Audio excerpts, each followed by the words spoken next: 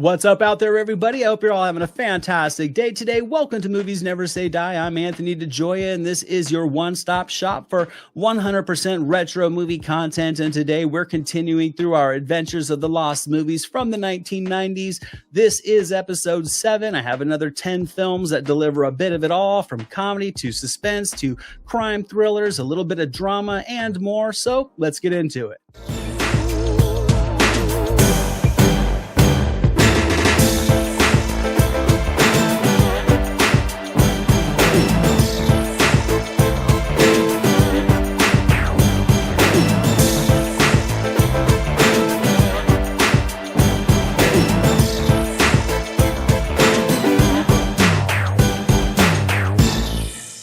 Kicking things off with comedy, this one follows three thieves that pull off a bank heist in New York City, only to find it impossible to get out of town in Quick Change from 1990, starring Gina Davis, Randy Quaid, and Bill Murray, who co-directed this one alongside Howard Franklin. This is a movie I have enjoyed since I was a teenager. I think it's hilarious, and I love the trio of Murray, Davis, and Quaid. I think each is able to bring their own comedic personality to this plot, and with the fast-moving pace, the result to me is just an effortlessly engaging film. The first half essentially plays out like a comical heist movie, then the second half is an even more amusing escape adventure on the streets of New York, and I think the pairing of these two themes is fantastic. There's a surprising amount of cleverness to the heist that makes it interesting. Then when this story hits the streets of New York, everything that can go wrong does go wrong, and this is when the humor really ramps up and when the chemistry between the cast really shines. I also like the supporting cast here. You get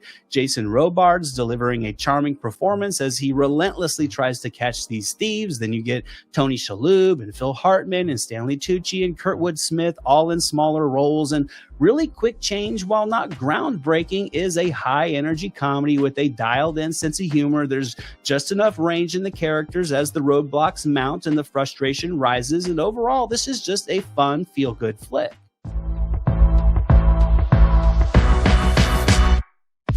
Next up is a gripping drama about a rebellious army private put into a work camp stockade where he discovers the value of friendship and crosses paths with a commander battling his own demons in Cadence from 1991, starring Charlie Sheen, Lawrence Fishburne, and Martin Sheen, who also directed.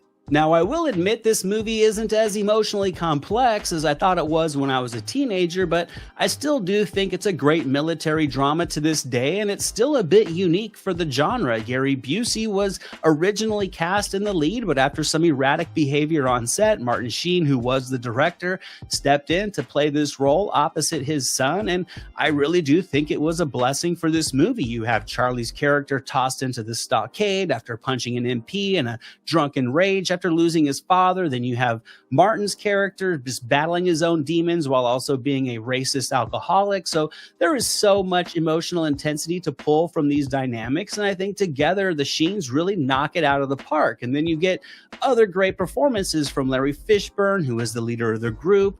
Younger Sheen gets thrown into the stockade with, and he kind of has to fit in with everybody. And Cadence isn't melodramatic, it's simply dramatic. It explores the areas of the military genre that we haven't really seen very often. It delivers great music, well-rounded performance, and a skillful blending of drama and humor that turned what could easily have been a heavy-handed film to make it much more accessible.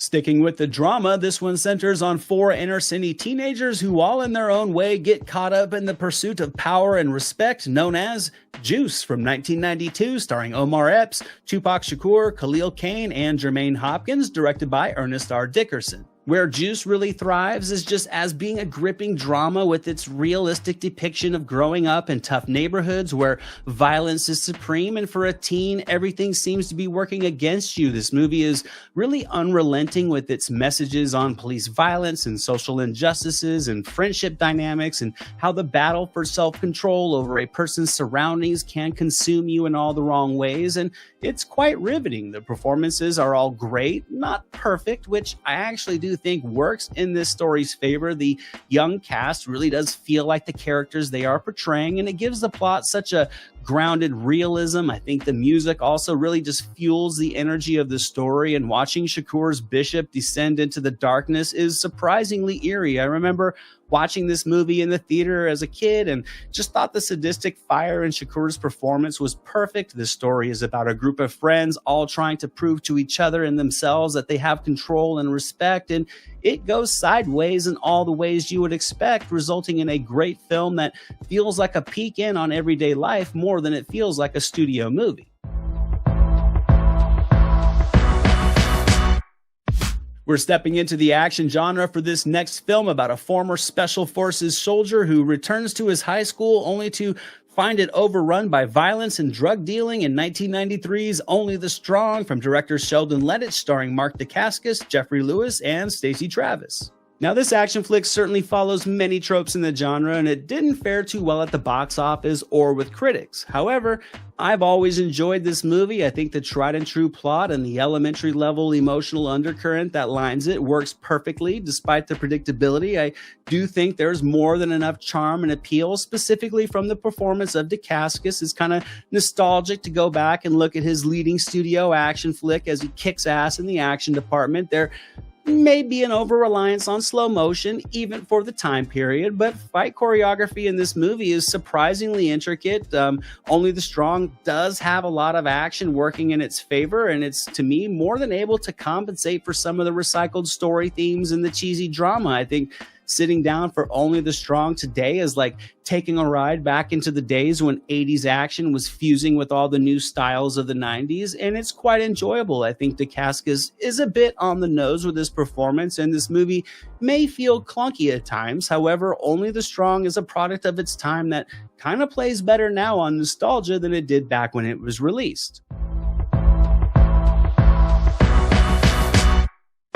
Sticking with the action genre, this one blends sci-fi with it when a soldier convicted of murder is sent to a remote prison island where convicts are divided into factions, and Martin Campbell's No Escape from 1994, starring Ray Liotta, Lance Henriksen, Stuart Wilson, and Ernie Hudson.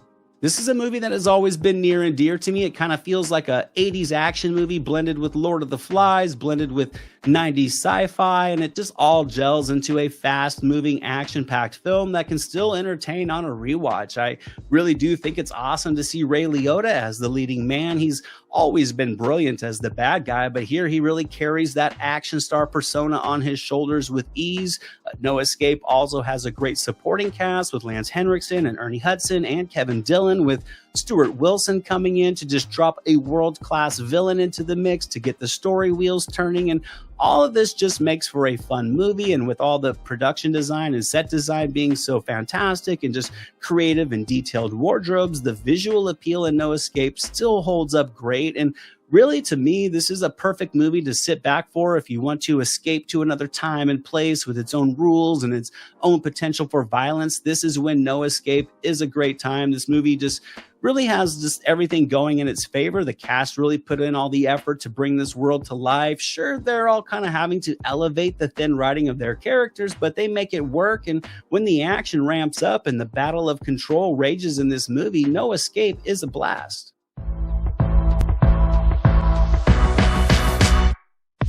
This true crime drama came out in 1995. It tells the story of a young high school basketball prospect that finds his dreams threatened when he spirals into the dark world of heavy drug use in Basketball Diaries, directed by Scott Calvert, starring Leonardo DiCaprio, Lorraine Bracco, and Mark Wahlberg. There has been a good amount of controversy surrounding this movie for years. It's out of print, it's not available on streaming or for online rental, and I think it's primarily due to the fact there's been a lot of lawsuits filed against the studio for this film's connections to some real-life tragic school shootings. There's a sequence in this film where DiCaprio's character has this dream sequence about just that, and yes, I will admit this is a very dark and hard-hitting film. It's about the life of Jim Carroll, a high school kid that had a bright future who fell into heroin addiction. Now, these emotionally searing and hard-hitting films were frequent in the late 90s, and to me, Basketball Diaries is one of the good ones. I think it's very well acted. I think the drama hits hard in the hands of DiCaprio. I think Wahlberg is strong in a supporting role as well. I think this movie does hold up great, but I do think the style of director Scott Calvert was a bit too indulgent. He frames up many great shots to just effectively capture the despair and the euphoria of drug use. However, he really dials up the stylistic veneer a bit too much. It's kind of hard to tell if this is a cautionary tale of a bright life consumed by drugs, or if it's trying to be an artistic puff piece that dabbles in emotions for the sake of glamorizing addiction. Clearly, he isn't doing the latter, but that tinge of uncertainty was disappointing to some, but it's not a deal breaker when you want to sit back for a gritty mid-90s drama.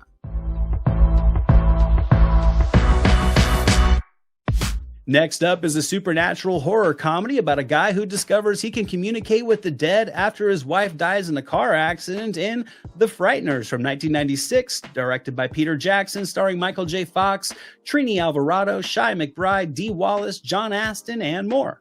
To me, The Frighteners is another interesting film. It made a little bit of profit at the box office. The critics, for the most part, did enjoy it, but this movie never really got the attention it deserved. It's possible the juxtaposition of the tones wasn't to everybody's taste. This movie does have a playfully haunting tone to it, and it does hold that for the most part, but it does get a bit grim and a bit dark in places, and some people may not have liked that. However, I do think with the passing of time, though, that this movie really thrives on its bizarre energy and its lighthearted mean streak that it has to it. The plot feels fresh and it works for humor very well despite being horror themed. The performances are all fantastic, specifically from Michael J. Fox, who was so much fun in this role. He never really got the recognition he deserved for the variety of the roles he took on and his range as an actor. Regardless, though, he carries the humor and the energy and the fun of this movie so effectively. The special effects are solid. They are dated, but they still play for nostalgia very well. However, the makeup work still looks great all these years later with all these just wildly just dead characters that come back to life to help a guy make some money. And with Peter Jackson's skilled direction, The Frighteners should be an annual Halloween viewing for you. Moving along is a dark and seedy crime drama about a man that sets out for revenge when his brother is killed by his partner after a heist. In 1997, City of Industry, starring Harvey Keitel, Timothy Hutton, Stephen Dorff, and Famke Janssen, directed by John Irvin. I've always thought this was a well-rounded action crime thriller, but for some reason it never really took off either. It had mixed to positive reviews, but it came and went at the theater with barely a ping on the needle. It's possible this movie came out about 5 years too late. However, it's still a moody and methodical movie that just lives in the world of crime where there aren't really any good guys. Everybody's really up to no good in this seedy little story, and that's really what I like about it. This movie relies on bravado as Keitel hunts the killer of his brother, and that's really all this movie needs. It's filled with tension, splashes of action, and with Los Angeles as the backdrop, there's just a West Coast vibe to this movie that just kicks ass. To me, City of Industry is like one of those down and dirty movies that's just built on man code and it just oozes from the performances. This movie has a great ensemble cast with names like Keitel and Dorff and Hutton and Famke Janssen, with smaller performances from Lucy Liu and Michael Jai White and Elliot Gould that really filled this film with some grounded characters. And sure, this movie may not have the gusto of others in the genre during the time, but if you want a gritty thriller that lives in the underworld, then City of Industry is a winner. Coming up next is a comedy crime story about a love triangle that goes as wrong as one possibly could in this little indie flick from 1998 called Clay Pigeons from David Dobkin, starring a great trio consisting of Joaquin Phoenix, Janine Garofalo, and Vince Vaughn. Personally, I love movies like Clay Pigeons for a couple of reasons. First, I love watching movies with familiar actors in their early days, and in this one you get Vaughn and Phoenix and Garofalo, who are all fantastic in these quirky performances. Second, I love watching these movies that feel like they're living in a grounded and just common reality, but when you start to pay attention, everybody and everything seems just slightly off. I think this is what really allows the dark humor of Clay Pigeons to shine. Everything in this movie just feels embellished but not overly exaggerated, and it's a great time. The story keeps a quick pace with just enough subplotting and a nice tight cast of characters that all add their own flavor to the amusement of this twisted tale. I think Vaughn is just high energy and riding at full speed. He's a total schmuck, and I love it. Phoenix is well-rounded and charismatic, and Garofalo and her dry persona just complements them well. Clay Pigeons is one of those movies you never really know where it will go next, and I think that unpredictability is awesome. This movie didn't have a huge budget. It relied on the story and the characters and the atmosphere, and it results in a movie that can easily entertain you more than 20 years after its release.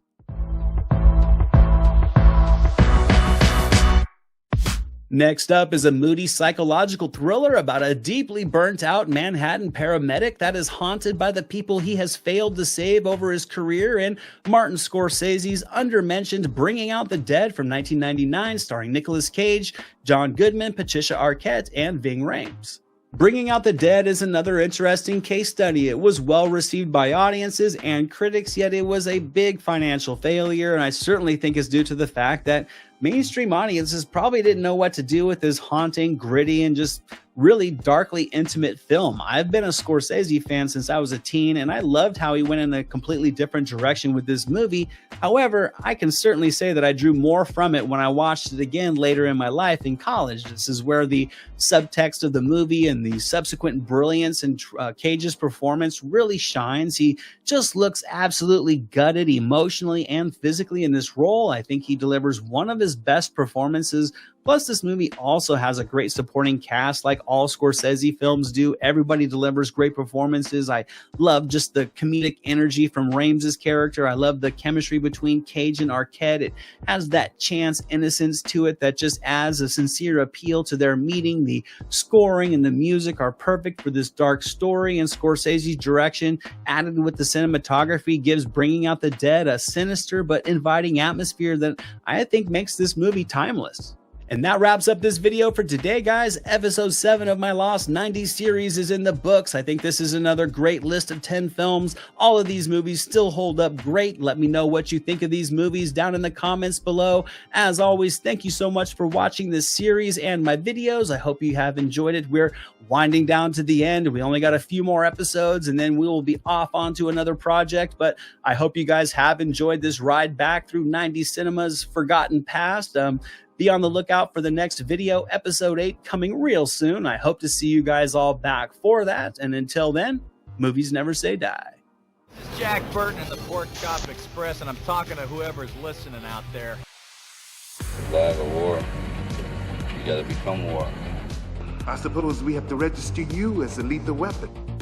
You trying to say Jesus Christ can't hit a curveball?